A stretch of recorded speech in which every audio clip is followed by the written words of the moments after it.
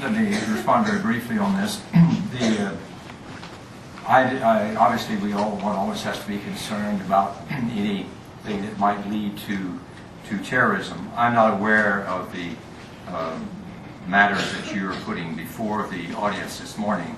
The important thing, it seems to me, is first of all, the elections were the essential first step. The really hard work begins now. Part of that has to do with making sure that the natural resources of the country are used for the good of the people. That means transparency in contracts, etc., so that people know what is being done with the riches of the country. That is the key thing. And for that, of course, we have to maintain the engagement of the Bretton Woods institutions. And I can tell you that the World Bank and the IMF are both still very much engaged, although they are, for the moment, have suspended their budget support. They're very much engaged. We expect further activity on their part very soon in the new year. So that's the key thing, is to make sure that everything is above board with the people so that they know that their wealth is being used in their interest. I obviously don't want to get back into the history of the South African election. I'm just delighted they produced a new South Africa. We're now into the 12th year of the new democracy in South Africa. I can tell you this, c'est une question d'auto-exclusion de la part de Mr. Tshisekedi. That you can choose to exclude yourselves. And the message of the Security Council was that no one should be excluded and no one should exclude themselves in the process. But these are political decisions that political leaders make. I would tell you one thing, though. It's very interesting that in the National Assembly, people said there's such a complicated electoral law, it will never work. You're going to have a fairly clear and stable majority. You're going to have an opposition that is large enough to exercise its function of control and checks and balances. And thirdly, the most interesting is, every party that signed the Pretoria and Sun City agreements and chose to take part in these elections has seats in that parliament. So there is a large degree of political inclusivity built into the parliament. Next question. Please, sir, in the front, and then we'll go. Actually, why don't we do two questions at the same time, so we'll go you and then sir right behind. Welcome, Mr. Ambassador, and congratulations on the elections. A question just twofold. I hear you. That's the one.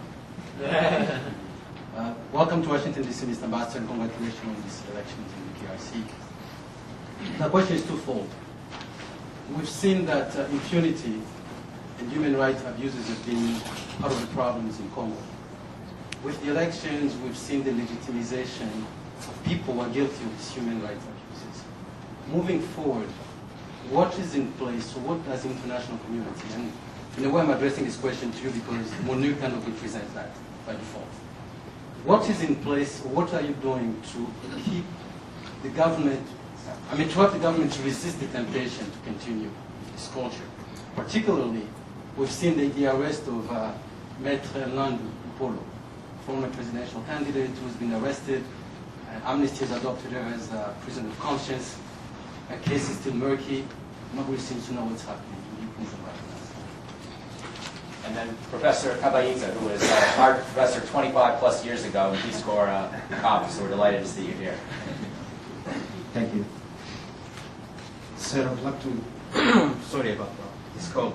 I'd like to congratulate you for the elections, as you said. I have two questions. The first one is about what you said.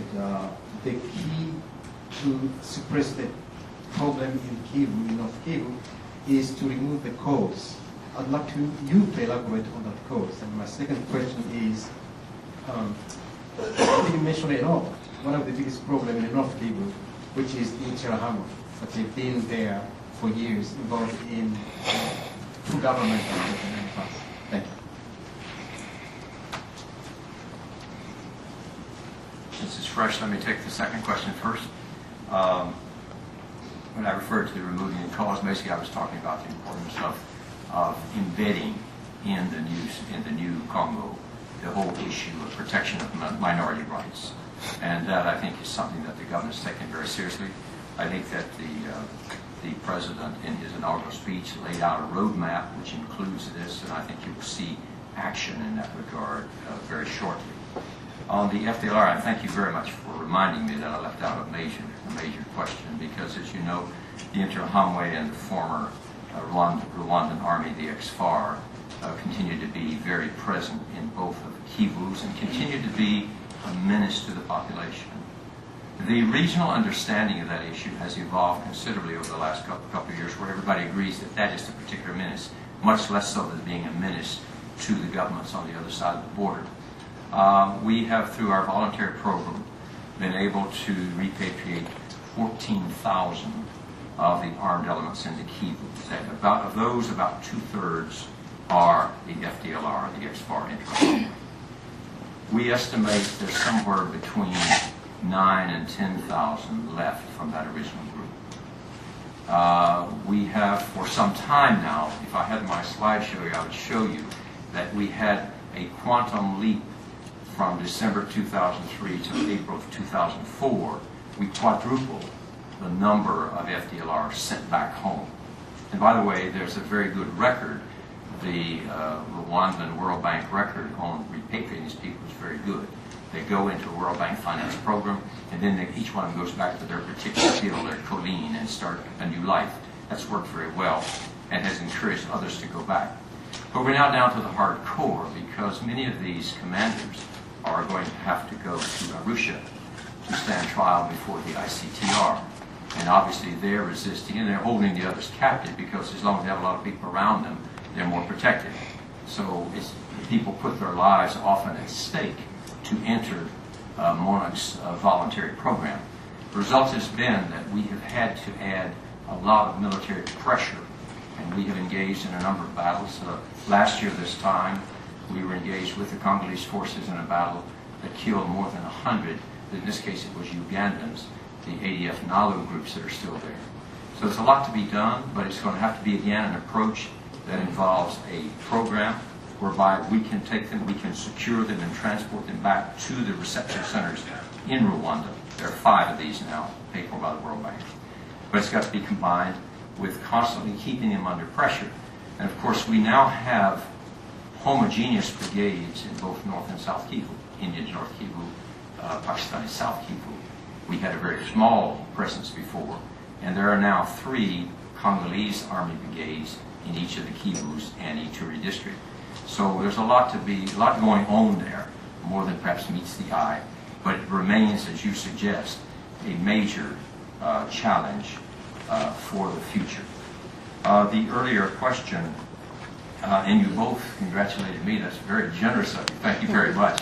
We had an exceedingly modest role in all this. It's the Congolese people and the Independent Electoral Commission deserve all the credit. We feel particularly honored and privileged to have been part of it, more as observers and some technical assistance that we tried to provide.